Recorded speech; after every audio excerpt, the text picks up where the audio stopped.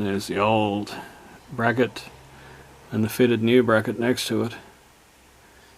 Similar height, changed the orientation of the encoder mounting holes, and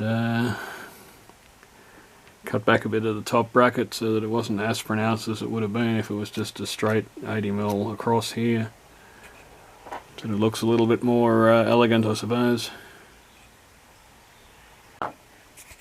Yeah, the countersink bolts that I had were a little bit too long, so I used some washers and some regular bolts there. There's plenty of space, so it didn't really need to be countersunk.